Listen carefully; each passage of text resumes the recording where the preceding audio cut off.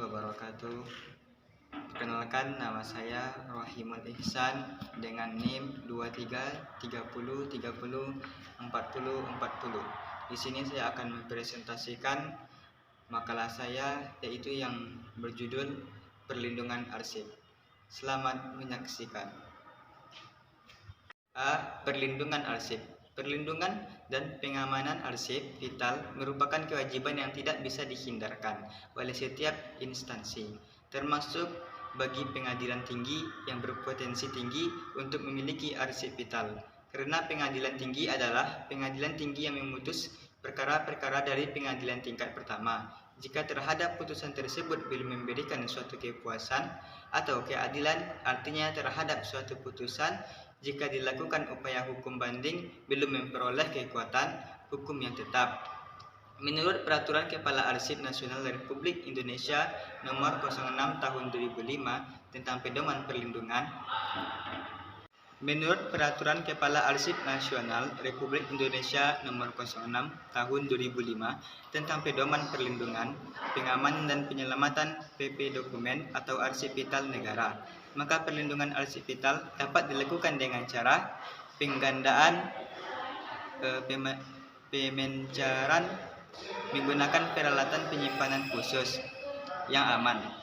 Kemudian pengamanan informasi arsip dilakukan dengan cara, yaitu yang pertama, memberikan kartu identitas individu pengguna arsip untuk menjamin bahwa arsip hanya digunakan oleh orang yang berhak.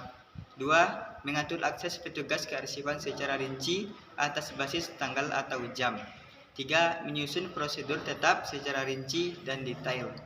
4. Memberikan kode rahasia pada arsip dan spesifikasi orang-orang tertentu yang punya hak akses. Dan yang kelima, menjamin bahwa arsip hanya dapat diketahui oleh petugas yang berhak dan pengguna hak itu terkontrol dengan baik. Untuk itu dapat dilakukan indeks primer dan indeks sekunder atau kontrol akses. Yang B, tingkat pemakaian arsip sesuai keaslian berkas atau wakad atau dokumen.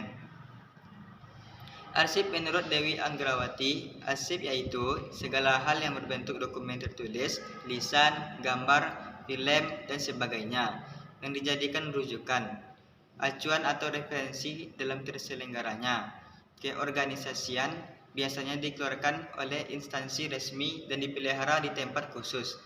Dalam buku Neti Karnati yang berjudul Manajemen Perkantoran, di mana menjelaskan istilah arsip berasal dari sebuah kata arschiv dalam bahasa Belanda atau archives dalam bahasa Inggris.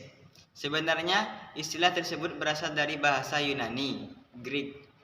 Ada beberapa istilah dalam bahasa Yunani yang berkaitan dengan istilah arsip. Ialah sebagai berikut. Yang A, archia, yang dimaksud catatan atau dokumen mengenai pemerintah. Yang B, archium, berarti peti untuk menyimpan sesuatu. Yang C, archion, yang berarti balai kota yang sama artinya dengan archium dalam bahasa Latin. Menurut Undang-Undang Nomor 7 Tahun 1971 tentang ketentuan-ketentuan pokok kearsipan, yang dimaksud dengan arsip adalah naskah-naskah yang dibuat dan diterima oleh lembaga-lembaga negara dan badan-badan pemerintah dalam bentuk corak apapun, baik dalam keadaan tunggal maupun berkelompok, dalam rangka pelaksanaan kegiatan pemerintah. Pengertian arsip yaitu kumpulan warkat atau catatan dokumen yang penyimpanannya dilakukan dengan cara sistematis karena memiliki suatu kegunaan atau manfaat agar setiap kali digunakan dapat secara cepat ditemukan kembali. Adapun wakad record adalah setiap catatan tertulis atau bergambar yang memuat keterangan mengenai sesuatu hal atau peristiwa yang dibuat orang untuk membantu ingatannya. Dari definisi atau pengertian di atas dapat disimpulkan arsip ialah kumpulan dokumen, catatan yang terdapat dalam penyelenggaraan organisasi atau lembaga yang dilakukan dengan cara sistematis dengan tujuan setiap kali digunakan ditemukan secara cepat dan tepat. Bentuk arsip ada berbagai macam, tidak hanya berupa selembar kertas dan juga tulisan.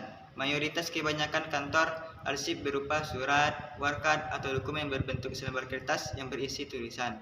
Salah satu bentuk arsip menurut keasliannya ada beberapa tingkat, yakni yang pertama arsip asli, yaitu dokumen yang langsung terkena ketikan mesin cetakan printer dengan tanda tangan dan legalisasi yang asli yang merupakan dokumen utama.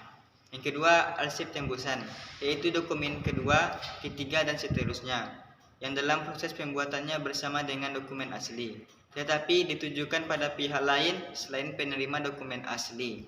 Tiga, arsip salinan, yaitu dokumen yang berproses pembuatannya tidak bersama dengan dokumen asli, tetapi memiliki kesesuaian dan baiklah, cuman itu presentasi yang dapat saya sampaikan.